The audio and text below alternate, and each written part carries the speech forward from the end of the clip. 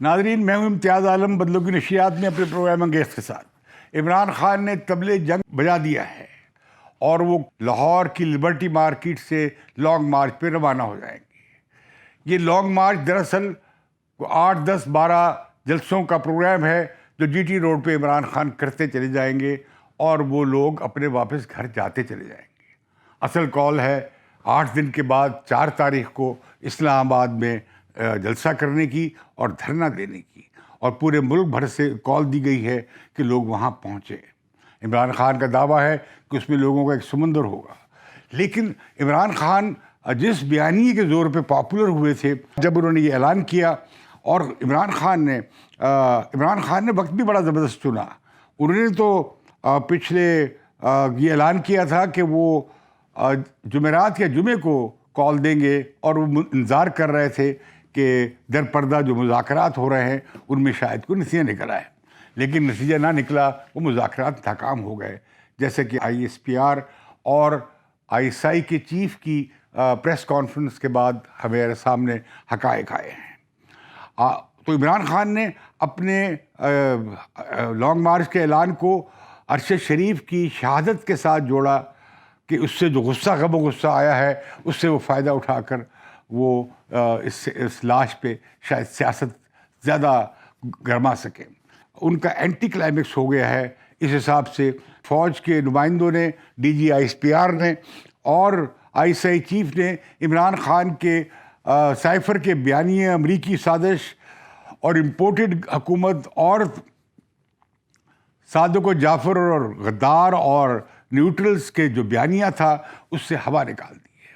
فوج نے بڑا سخت رد عمل دیا ہے اور صاف کہا ہے کہ ہمارے ساتھ آپ راتوں کو بات چیت کرتے ہیں اور بند کمروں میں، اور ہمیں بتاتے ہیں، اپنی خواہشیں بتاتے ہیں کہ ہم قانون سے ہٹ کر ان کی کیا مدد کریں کیا نہ کریں، اور لیکن صبح کو آپ پھر وہی صادق و جعفر کا ایک اب قوالی شروع کر دیتے ہیں۔ تو میں سمجھتا ہوں کہ فوج کا لگتا ہے کہ پیمانہ صبر جو ہے وہ لبریز ہو گیا۔ یہ بھی بتایا گیا کہ یہ کچھ بھی نہیں تھا سائفر کا معاملہ، ایک استعمال کیا سیاسی طور پہ ایک امریکہ میں پاکستان کے سفیر کو، اور خود آرمی چیف نے بتا دیا تھا کہ 10 یا 11 تاریخ کو کہ مارچ میں کہ بھئی یہ ہو رہا ہے، اس طرح کا کوئی سائفر آیا ہے، خط آیا ہے۔ تو عمران خان نے کہا کوئی ایسی بات نہیں ہے۔ بعض ازاں ہمارے سامنے آیا کہ وہ کہہ رہے ہیں اس پہ کھیلیں گے، اسے استعمال کریں گے اور ہم ایک سازش کا بیانیہ بنائیں گے، اور انہوں نے بنایا اور وہ خوب بکا اور عوام بیوقوف بنے، خوب بیوقوف بنے۔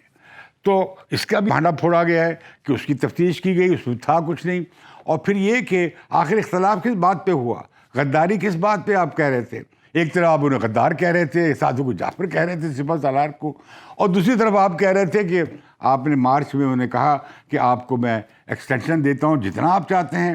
بڑی وہ کہ ان کے بقول بڑی لیوکریٹو آفر کی گئی، بڑی زبردست آفر کی عمران خان نے آرمی چیف جنرل باجوہ کو، جو انہوں نے مسترد کر دی، کیونکہ وہ چاہتے تھے کہ غیر آئینی اور غیر قانونی طور پر ان کی حکومت کی مدد کی جائے، اور خاص طور پہ عدم اعتماد کے ووٹ پہ۔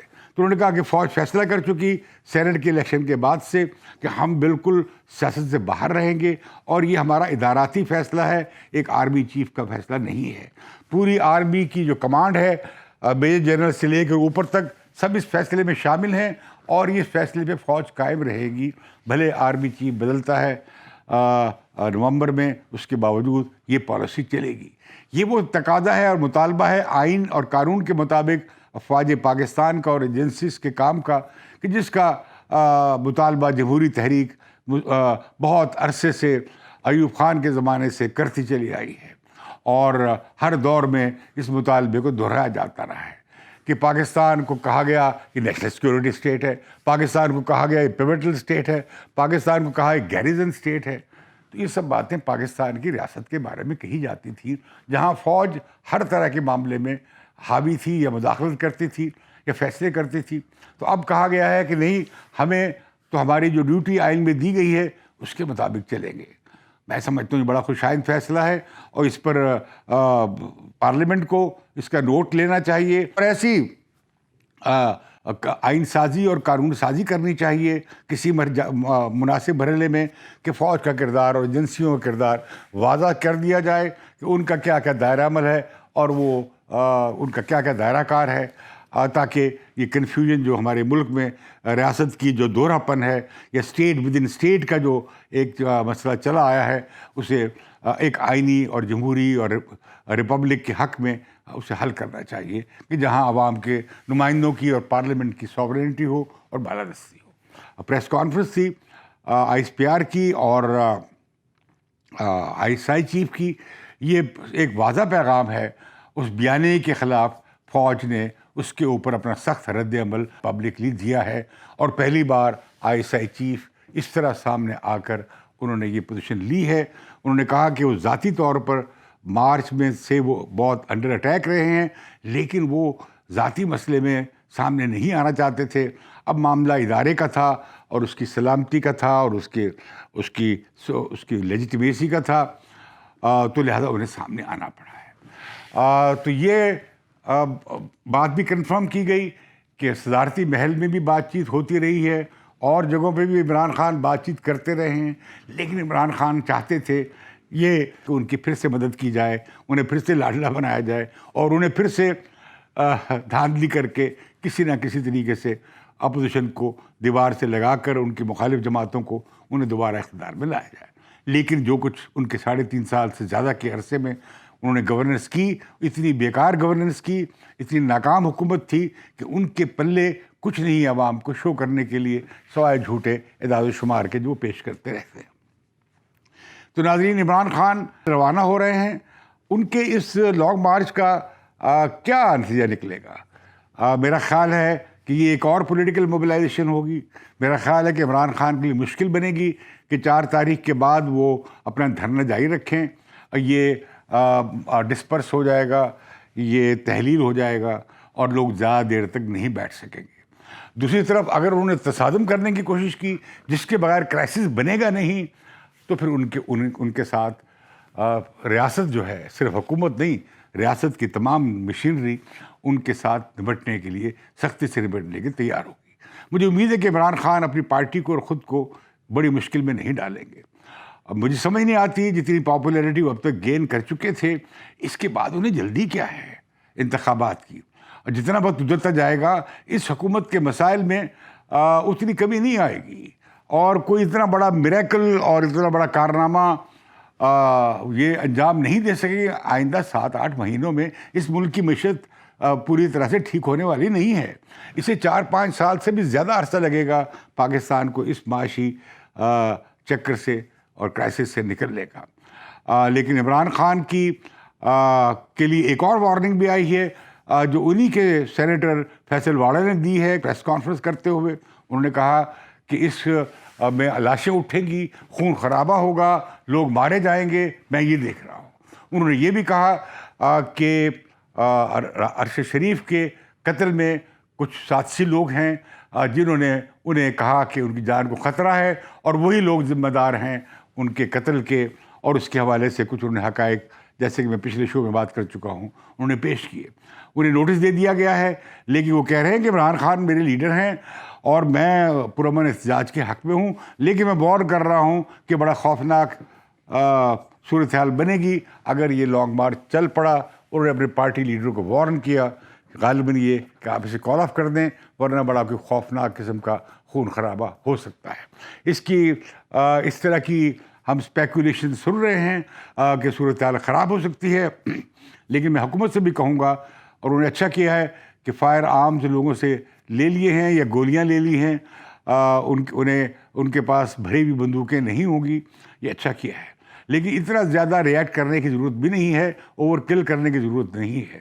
عمران خان 8 دن تک تو جی ٹی روڈ پہ رہیں گے، جیسے نواز شریف حکومت سے نکالے جانے کے بعد جی ٹی روڈ پہ چلے تھے اور ووٹ کو عزت دو کا بیانیہ لے کر۔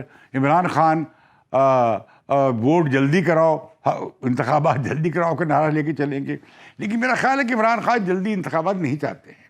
اگر وہ جلدی انتخابات چاہتے ہوتے تو پنجاب کی اور خیبر پختونخوا کی اسمبلیوں کو ڈیزالو کرا دیں، یا اگر ڈیزالو نہیں ہوتی سارے استعفے دے دیں، کیونکہ ان کی اکثریت ہے۔ اور اسی طریقے سے وہ 150 کے قریب ان کے ایم این اے ہیں، 123 کے قریب تو براہ راست منتخب کردہ ہے، تو وہ استعفیٰ دے دیں، جا کے کنفرم کر دیں اسپیکر کے پاس، تو کوئی رستہ رہ ہی نہیں جائے گا 90 دن کے اندر انتخابات کرانے کے سوا، اگر عمران خان واقعی فوری انتخابات چاہتے ہیں۔ لیکن عمران خان کا مسئلہ فوری انتخابات نہیں ہے۔ عمران خان چاہتے ہیں کہ جس طرح 2018 کے انتخاب میں انہیں کامیاب بنایا گیا تھا، انہیں حکومت میں لایا گیا تھا، پھر ان کی حکومت کو چلایا گیا تھا، ویسا ہی ڈرامہ کو دوبارہ سے اگر ہو، اس کے بغیر عمران خان کو اعتماد نہیں ہے کہ وہ حکومت میں آ سکیں گے۔ اب عمران خان بالکل کنفرنٹیشن کی ایک ایسی سٹیج میں آ گئے ہیں جہاں ان کے تعلقات بہت بگڑ گئے ہیں، رادر انہیں بگاڑ دیے ہیں۔ انہیں پیچھے ہٹنا چاہیے، انہیں اسمبلی میں واپس جانا چاہیے، اور اب وہ جو جی ایچ کیو کی طرف دیکھ رہے تھے اسے دیکھنا بند کرنا چاہیے۔ ان کا سٹینڈ ڈیموکریٹک نہیں رہا۔ وہ یہ نہیں کہہ رہے تھے کہ جی ایچ کیو سیاست میں مداخلت بند کرے، وہ کہہ رہے تھے جی ایچ کیو میری مدد کرے تاکہ میں دوبارہ حکومت میں آ سکوں غیر جمہوری اور غیر آئینی طریقے سے۔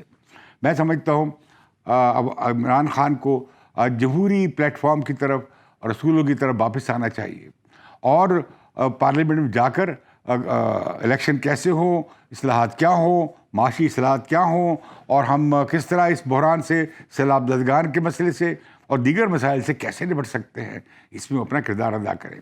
اور یہ جو انہوں نے پورے ملک میں ایک طوفان بدتمیزی برپا کیا ہوا تھا، اسے ختم کریں۔ انہیں چاہیے کہ اپنے کیڈرز کو کوئی سیاسی لغت، کوئی سیاسی زبان، کوئی مہذب بیانیہ سکھائیں، اور کوئی اپنا متبادل پروگرام دیں۔ کیا پروگرام ہے عمران خان کا؟ عمران خان کیا کریں گے اس معاشی بحران کو حل کرنے کے لیے؟ عمران خان کیا کریں گے اداراتی اصلاحات کے لیے؟ عمران خان کیا کریں گے بے روزگاری اور مہنگائی کے خاتمے کے لیے؟ میں سمجھتا ہوں عمران خان کو اب سوچ بچار کا وقت ہے۔ وہ کہہ رہے ہیں کہ آخری جنگ ہے، آخری مورچہ ہے، اور وہ حکومت لوگ نکلیں گے ایک سمندر کی طرح اور وہ حکومت کو بہا لے جائیں گے۔ میں سمجھتا ہوں عمران خان کی خام خیالی ہے، حکومت اس طرح نہیں جائے گی، اور انہیں ان کے اس لانگ مارچ کی ناکامی یا دھرنے کی ناکامی کی صورت میں انہیں بہت دھچکا لگے گا۔ میں ایک امریکی مبصر کا تبصرہ پڑھ رہا تھا کہ ایسے لگتا ہے کہ پاکستان میں کوئی طوفان ہی نہیں آیا، پاکستان میں کوئی اتنی بڑی خوفناک موسمیاتی تباہی ہی نہیں آئی سیلابوں کے ہاتھوں، جس طرح کی پاکستان میں سیاست ہو رہی ہے۔ جب عمران خان جلوس لے کے جائیں گے اور وہاں پہ بیٹھ جائیں گے دھرنا دے کے، لوگ کہیں گے دیکھیے اس ملک کے لیڈرز کو اپنے لوگوں کی غربت کا، افلاس کا، تباہی کا، بربادی کا احساس نہیں ہے، تو ہم ان کی کیوں مدد کریں؟ یہ تو بڑی سیاست کر رہے ہیں، ان کے لیے زیادہ مسئلہ سیاست ہے نہ کہ عوام کی بھلائی۔ میں سمجھتا ہوں عمران خان کو بھی جواب دینا پڑے گا۔ تو مجھے بدلوں کی نشریات سے یاد دیجیے، میں کہوں گا کہ سیاسی قوتوں کو تحمل کا مظاہرہ کرنا چاہیے، اور آپس میں مکالمہ کرنا چاہیے، اور فوج کی طرف نہیں دیکھنا چاہیے۔ خدا را اگر فوج کہہ رہی ہے 10 سال کے بعد کہ یہ ہمارا سیاست توبہ ہے، ان کی توبہ قبول کر لیجیے اور انہیں بخش دیجیے کہ آپ انہیں سیاست میں اپنے مقاصد کے لیے استعمال کرنے کا جو آپ کی بار بار خواہش سامنے آتی ہے، اس کا سلسلہ بند ہونا چاہیے۔ تو بدلوں کی نشریات کو سے مجھے یاد دیجیے، اور بدلوں کی نشریات کو ضرور سبسکرائب کیجیے۔